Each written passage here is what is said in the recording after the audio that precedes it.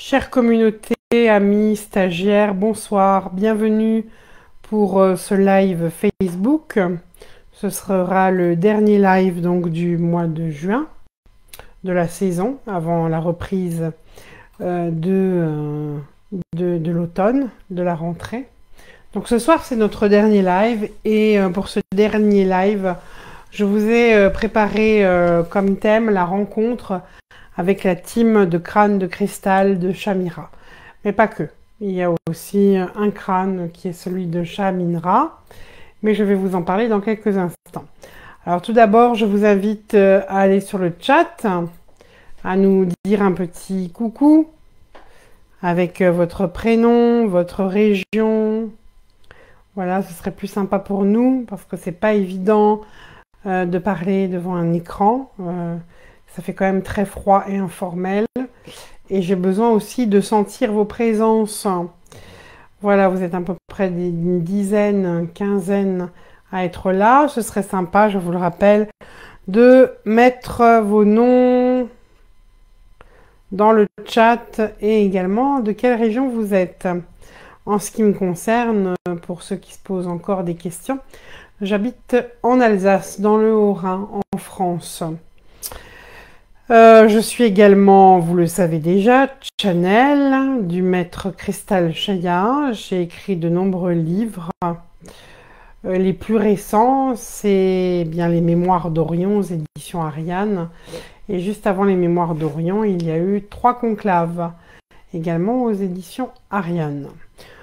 Vous pouvez également rester en contact avec moi grâce à mon site www.cristalchaya.com et vous inscrire à ma lettre mensuelle qui démarre le début du mois.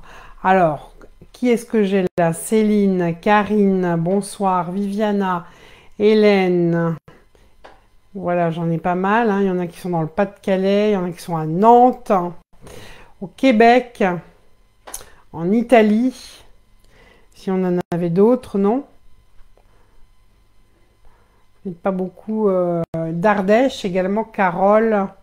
Si tu peux remonter un peu, s'il te plaît. Et puis, voilà, on a Nadia de Bulle. Alors, Bulle, c'est chez moi en Alsace. On a aussi Lucia de Belgique. Et donc, Carole d'Ardèche. Et ensuite, je crois que j'ai vu à peu près tout le monde. On a Annick. Bonsoir Annick. On a Janine de Bruxelles. On a également quelque chose d'écrit Suzanne de Franche-Comté. Ok, la première fois que tu arrives à te connecter au direct. On a Rimfab, c'est Patrice de Salon. Voilà, je crois qu'on a fait à peu près le tour de tous ceux qui sont présents ce soir. Alors, peut-être qu'il y en a qui m'ont découvert l'année dernière lorsque j'ai fait une conférence suivie de 3 ateliers sur les crânes de cristal avec nos amis Anne Causeur de Rayonnance TV. J'ai également cette année donné un stage en visioconférence Zoom sur les crânes de cristal.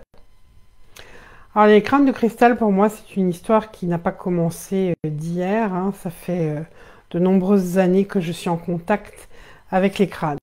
Tout d'abord, j'ai eu la joie de rencontrer des crânes maîtres, comme le crâne Max, le crâne Synergie, le crâne Maas Matman, le crâne de Mitchell Ages,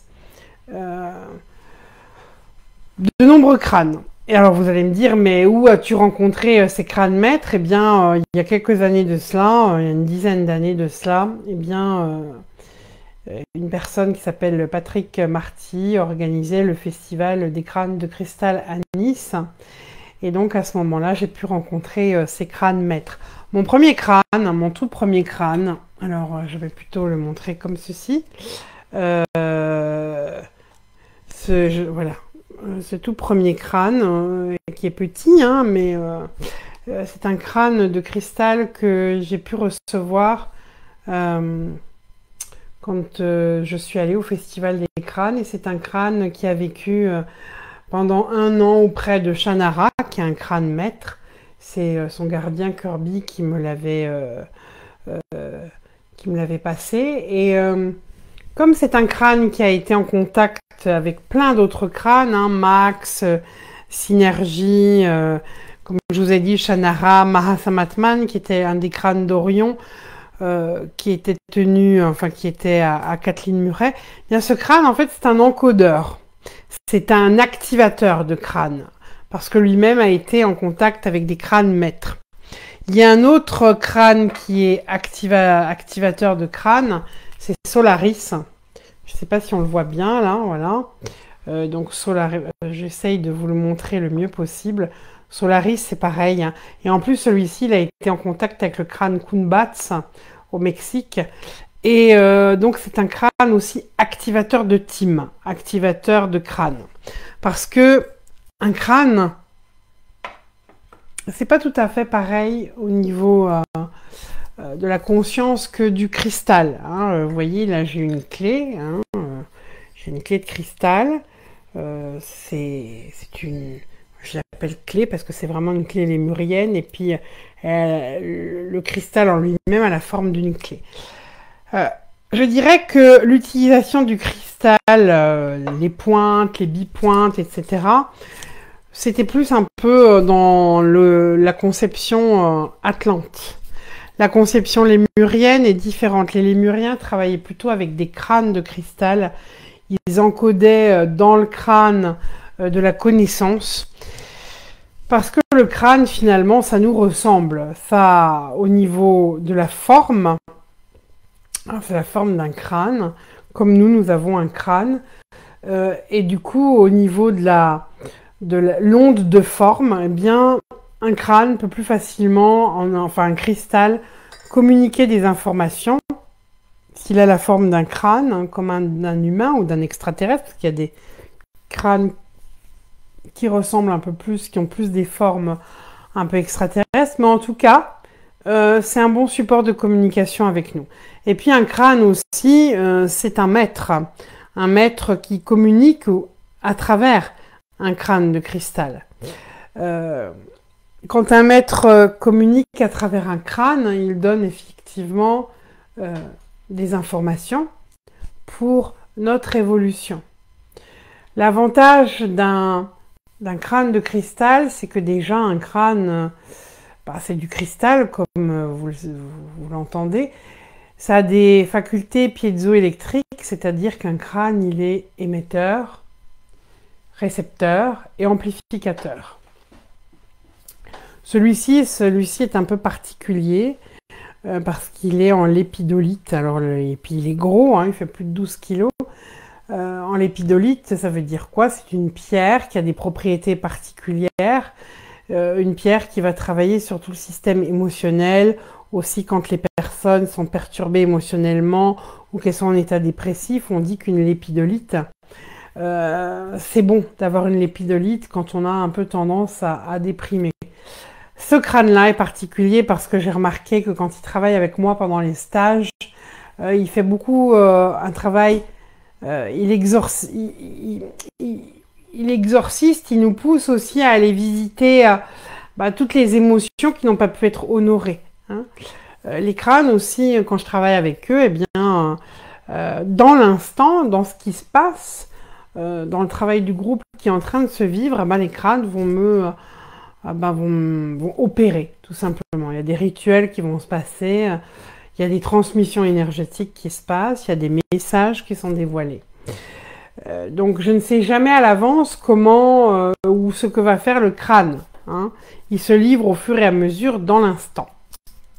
Donc celui-ci va beaucoup travailler, il s'appelle Mel. Mel comme Melchizedek, Melchior. Il va beaucoup travailler le système émotionnel, hein. J'ai remarqué qu'au niveau des extensions de l'être solaire, il va libérer tous les contrats qu'il y a pu y avoir, toutes les malédictions qu'il y a pu y avoir avec les forces involutives. Donc il est très précieux, hein, pendant les stages, Mel.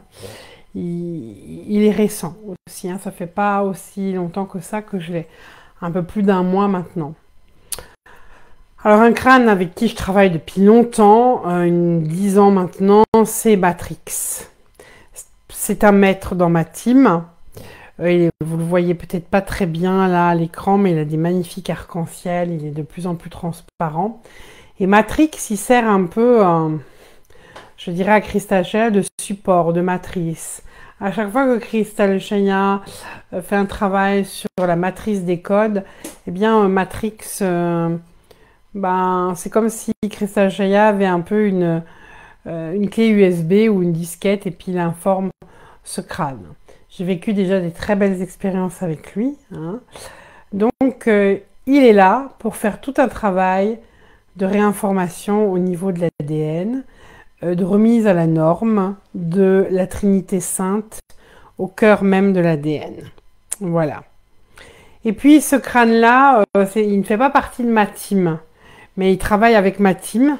C'est le crâne de mon collaborateur, compagnon, Christian Shah-Aminra. Donc celui-ci, a priori, hein, il est un peu impressionnant. Il s'appelle Shah-Aminra. Il n'est pas aussi noir qu'il peut apparaître à l'écran, hein. Il faut le voir à la lumière. Il a beaucoup de reflets parce qu'il est en quartz rutile, fumé. Et puis il a de la tourmaline aussi. Et donc lui, c'est un gardien.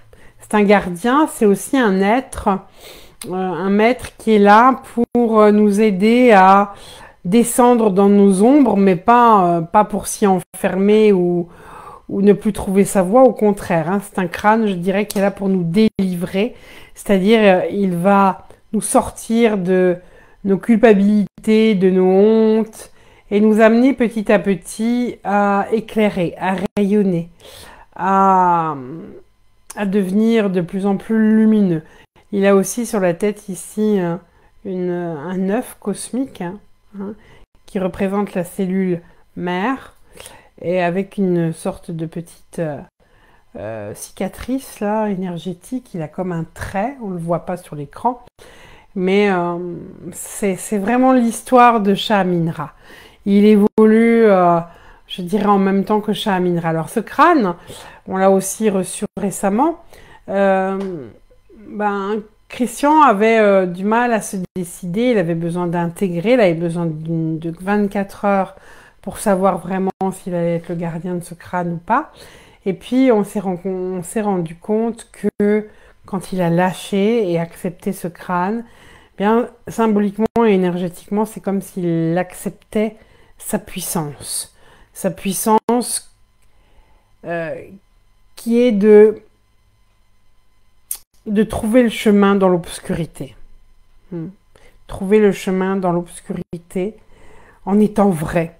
Pas en cherchant à être, je dirais, un gentil petit garçon ou une gentille petite fille qui doit faire ou ne doit pas faire, mais simplement en étant vrai avec soi, en pouvant accueillir ses ombres avec un amour inconditionnel, sans jugement. En fait, c'est un crâne qui nous demande présente-toi devant le maître, présente-toi à l'entrée du temple en toute humilité, fais allégeance, montre-toi vrai, montre-toi authentique tel que tu es. Peu importe tes ombres, ne les juge pas, le maître est prêt à les accueillir si toi, tu les accueilles, si toi, tu décides de faire de tes ombres ton excellence. Donc, c'est la puissance par le chemin de la transcendance, de l'expérience. Voilà, donc il nous accompagne aussi pour tout ce travail, pour que les gens puissent finalement être au plus juste avec eux-mêmes, dans le plus vrai. Alors il y a un autre crâne que je vais soulever et vous montrer. Alors, il est très particulier celui-ci, vous voyez, hein. Alors, hop, j'essaye de le montrer comme ça. Voilà. Alors ça, c'est un crâne ancien. Il a plus de 400 ans. Il m'a été transmis. Il a vécu pendant un long bout de temps dans des temples tibétains. Donc, il a vécu des rituels initiatiques. Et ce crâne, la première fois que je l'ai vu, le premier jour que je l'ai vu, il m'a pas tout de suite appelé. Il a fallu en fait que Christian accepte son propre crâne dans maître de sa team pour que celui-ci se dévoile et m'appelle. Et en fait, ce crâne, Crystal Chayal a baptisé Ikios. Ikios, ça veut dire en langage galactique le rayonnant. Alors vous voyez, il a une mâchoire en or et il a une calotte en or. Pourquoi? Eh bien, si vous regardez au niveau des crânes de cristal, on les représente vraiment avec les dents, parce que les dents, c'est aussi notre premier chakra. C'est le chakra racine.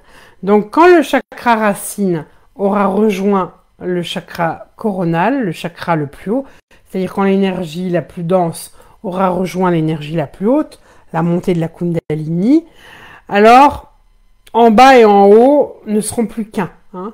Ce qui est en bas est comme ce qui est en haut, et ce qui est en haut est comme ce qui est en bas. Donc il y a une notion de verticalité, mais il y a aussi une notion de connaissance. Hein.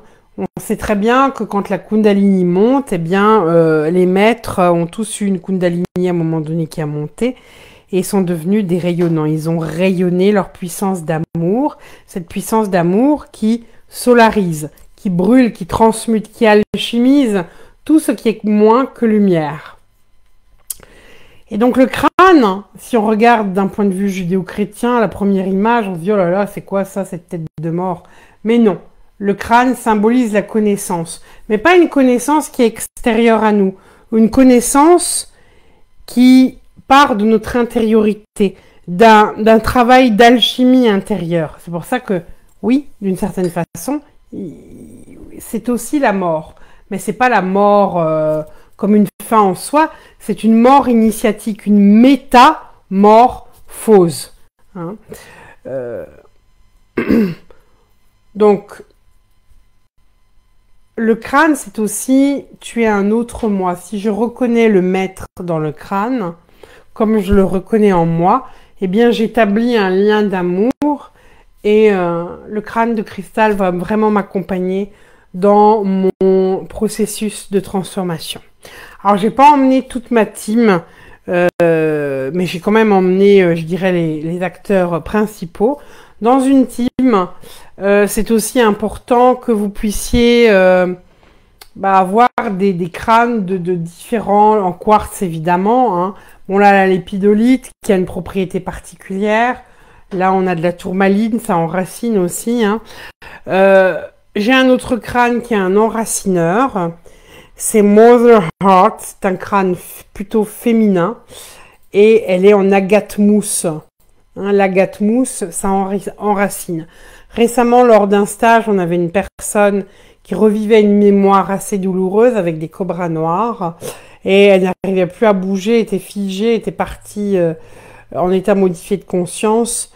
Je lui ai mis plusieurs crânes sur elle, près d'elle, et j'ai mis à ses pieds Mother Heart, hein, le cœur de la mère. Et bien tout de suite, elle est revenue et puis elle m'a dit après merci, j'ai vraiment senti mes racines, hein, j'ai senti que je revenais dans mes pieds. Donc voilà, c'est aussi bien dans sa team, si vous travaillez avec une team, de pouvoir avoir un crâne qui va vous enraciner. Je voulais aussi vous présenter Amatia, un autre crâne féminin. Je ne sais pas si vous le voyez bien. Voilà, hein, Amatia. Elle est en rubis zoïsite. Alors Amatia, c'est une mère divine. C'est un amour, ce crâne. Dès qu'on est en son contact, elle travaille vraiment à l'ouverture du cœur. Hein. Elle travaille vraiment à expanser la conscience du cœur. C'est plutôt un crâne féminin. Alors voilà, je vous présente mes crânes féminins. Il y a aussi Harmonia. Hein. Harmonia qui est en améthyste, voilà. Je pensais à la lépidolite, mais c'est de l'améthyste. Donc en général aussi l'améthyste, l'améthyste purifie, nettoie, libère. Donc c'est aussi bien si vous avez dans votre team un crâne en améthyste. Parce que c'est la flamme violette aussi l'améthyste, hein, c'est la transmutation. J'ai un autre crâne féminin que je voulais vous présenter que j'adore. C'est Mother Blue, la mer bleue. Mother Blue, c'est un crâne en apatite. J'adore ce bleu, magnifique. Et je l'ai reçue juste au moment où on était en train de partir au début de l'année en Égypte. Et donc, elle a été dans le temple, dans la chapelle de Sekhmet. On a eu le privilège d'avoir une privatisation de la chapelle de Sekhmet. Et à un moment donné, la statue de Sekhmet, elle a écarté les atomes de Mother Blue et elle a mis son énergie. Donc Mother Blue a aussi reçu des vibrations particulières de la déesse Sekhmet. Donc elle fait aussi tout un travail sur la Kundalini, sur le lien d'amour des couples parèdres, pour initier les parèdres. Et puis on a un autre crâne particulier. C'est un crâne en nuumite. Alors le nuumite, c'est bon, je sais pas, ici on peut pas forcément bien voir, je sais pas si on voit bien la nuumite. Mais en tout cas, un crâne en nuumite, c'est particulier. Déjà, il n'y a pas beaucoup de nuumite sur Terre. On trouve cette pierre au Groenland avec la fonte des glaciers. C'est une pierre qui est très très vieille, qui date de l'époque presque de la préhistoire. Et c'est une pierre qui va vraiment protéger contre les énergies involutives, les démons, la magie noire, etc. Donc c'est un grand protecteur. Une pierre beaucoup plus protectrice que la moldavite ou que la labradorite. J'ai un crâne en labradorite aussi, mais je ne voulais pas amener là. Ce que je voulais encore vous montrer, c'est le crâne particulier aussi, cette pierre. C'est la sugilite. C'est une pierre de Sirius. Elle est vraiment particulière. Voilà. La sugilite. C'est aussi une grande pierre de protection. Et c'est une pierre qui va révéler les ombres à libérer, à dépasser. Alors, aujourd'hui, pourquoi une team? Pourquoi est-ce qu'il faudrait constituer une team? Et une team de combien de crânes? Alors, idéalement, c'est d'avoir une team, une équipe. Le mot team, pour ceux qui ne connaissent pas l'anglais, ça veut dire équipe. Et puis, une team, c'est une équipe. Alors, idéalement, c'est d'en avoir 13. Parce qu'on parle des fameux, vous avez peut-être entendu parler de la légende, des 13 crânes de cristal. En fait, il y a 13 fois 4 teams. Il y a 13 crânes de cristal à la surface de la Terre et 3 fois 13, donc ça fait 39, 3 fois 13, oui, 39 crânes qui sont à l'intérieur de la Terre. En tout, on parle normalement de 52 crânes. Et 52, c'est pas n'importe quoi. C'est un code, c'est un chiffre code. C'est le code lémurien. C'est le code pléiadien. C'est le code solaire de l'homme futur, de l'humanité rayonnante, de l'humanité à venir. Donc, il y a 52 crânes de cristal. Donc, ce qui peut être intéressant, c'est d'abord déjà de faire une première team, une première équipe de 13 crânes. Pour le portail du Bulgarache, nous avions la présence de beaucoup de crânes et nous avions dans ce portail 4 cadrans et avec à chaque fois 13 crânes. Donc, c'est comme si on avait recomposé dans ces cadrans les 52 crânes qui ont eu des configurations particulières. Et j'ai l'intention, d'ici l'automne et le début de l'année prochaine, de vraiment maintenant retransmettre tout ce que j'ai reçu depuis toutes ces années, c'est-à-dire des soins énergétiques pour l'être solaire, de créer une école qui va vous apprendre à la fois à faire des opérations énergétiques avec les sauts d'unité quantique, Ce sont des ondes de forme que Cristal Shaya a données, hein. C'est une écriture solaire que reconnaît notre ADN solaire et qui permet aussi de transmuter des structures qui ne sont pas transmutables autrement que par cette écriture solaire des sauts d'unité quantique. Et puis aussi, il y a les portails de rédemption et de solarisation. À ce jour, nous avons ouvert 9 portails. Et puis, il y a les crânes. Parce que je reste convaincue aujourd'hui que en faisant des soins énergétiques avec la présence des crânes dans certaines structures, dans certaines formes, eh bien, nous pouvons vraiment non seulement faire des libérations d'éléments qui nous entravent dans notre processus d'ascension, mais nous pouvons aussi activer des codes cristal dans notre ADN. Voilà. C'est un peu le but des crânes aujourd'hui.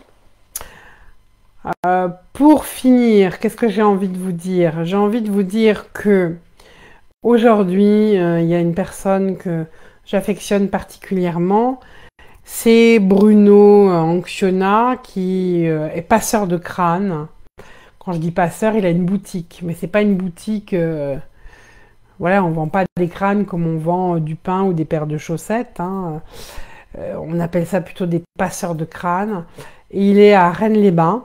Donc si vous avez l'occasion d'aller dans la région de Bulgarache, vous pouvez aller là-bas. Il a des crânes magnifiques.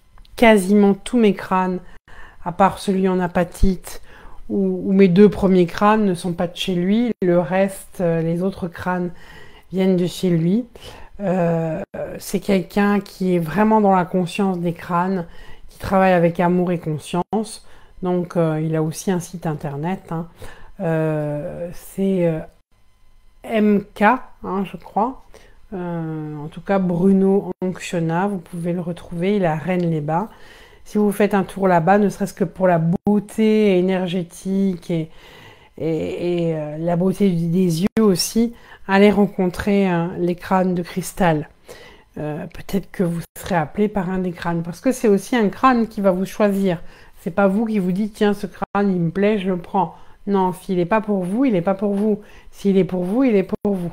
Il va y avoir un appel du cœur. Et puis Bruno aussi peut vous aider à vraiment savoir si ce crâne vous est dédié ou pas.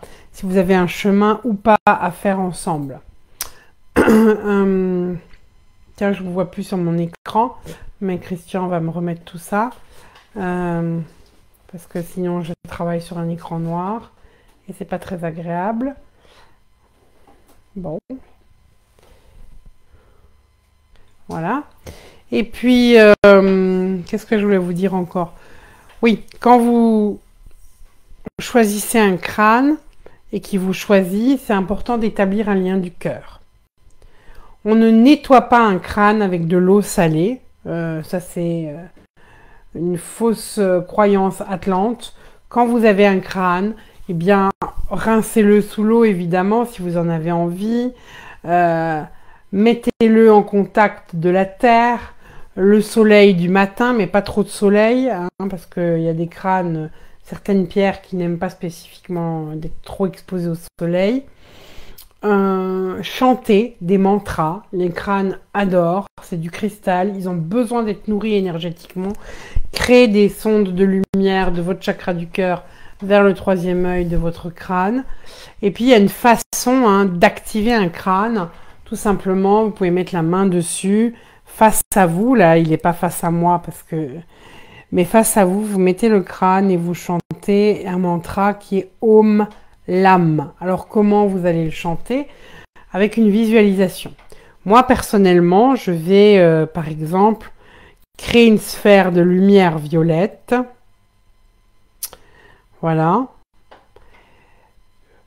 Parce qu'en même temps, il y a toute la symbolique de la flamme violette, de la transmutation. Je crée cette sphère. J'envoie un rayon violet de mon chakra du cœur vers le crâne. J'envoie un rayon violet dans la paume de mes mains, le prolongement de mon cœur. Et j'envoie un rayon violet de mes 2 yeux et de mon 3e œil. Et je vais chanter Om Lam en envoyant ce feu violet Om Lam. Et je vais demander donc au crâne cette intention qu'il puisse s'activer, qu'il puisse aussi être libéré d'anciens programmes qui ne seraient plus adéquats, hein. Et peut-être que votre crâne a parfois été en contact avec des gens qui ont pu être dans des vibrations d'abus de pouvoir. Donc le crâne se nettoie en même temps, hein. Donc voilà, Om Lam. Donc vous pouvez chanter, hein. Om Lam. Om Lam. Om Lam. Om Lam. Om Lam. Établissez un contact tous les jours. Votre crâne va vous donner son nom, il va vous donner sa fonction, son mandat, il va vouloir travailler avec vous, il va vouloir vous parler. Voilà, c'est une entité vivante, vibrante. C'est un maître qui vient d'une énergie très très subtile, qui vient là placer une part de sa connaissance, une part de son énergie à l'intérieur d'un crâne. Et un crâne, c'est de la matière, hein, c'est du cristal, on est dans le plan terre, on est finalement dans une vibration subtile qui s'incarne dans une vibration dense. Voilà, c'est un être vivant, hein. Et les crânes de cristal sont connectés aussi à des crânes maîtres qui sont dans d'autres dimensions sous forme éthérique. Voilà.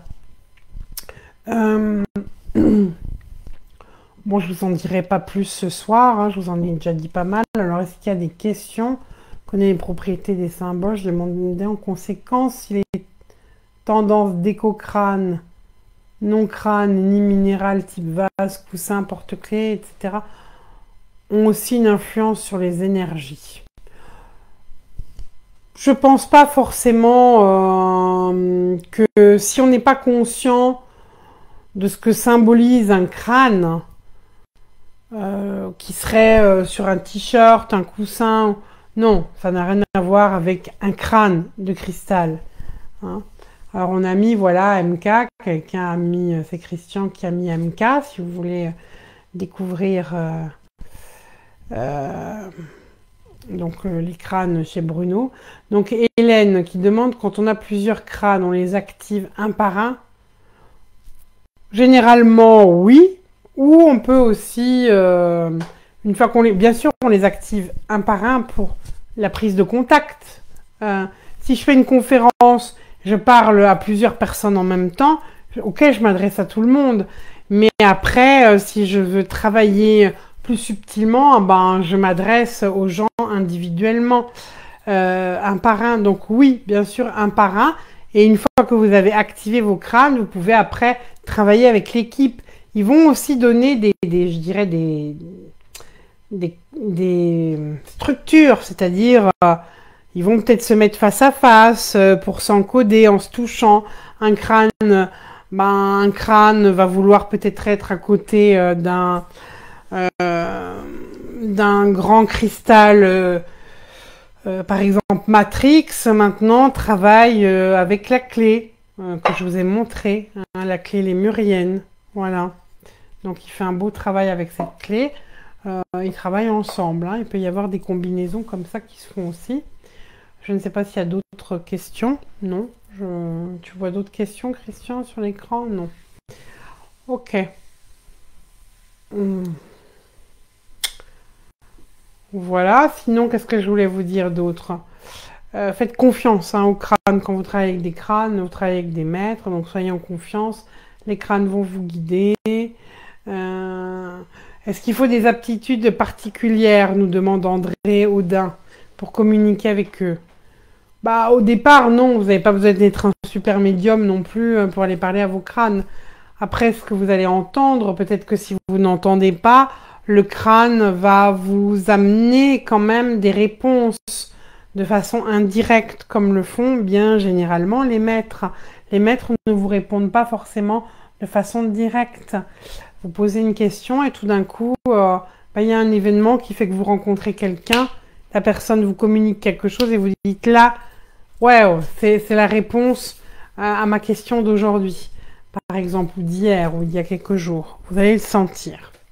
Moi, je vous invite aussi, puisque nous allons bientôt nous quitter, je vous donne rendez-vous pour un cycle de 4 ateliers sur le portail du Bugarache, où il y avait d'ailleurs plus de 300 crânes de cristal présents.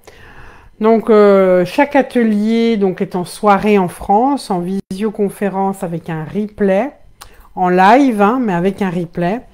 Donc, chaque atelier, c'est 2 soirées et ça va s'étaler sur 4 mois. Le premier atelier commence là, vendredi soir et lundi prochain.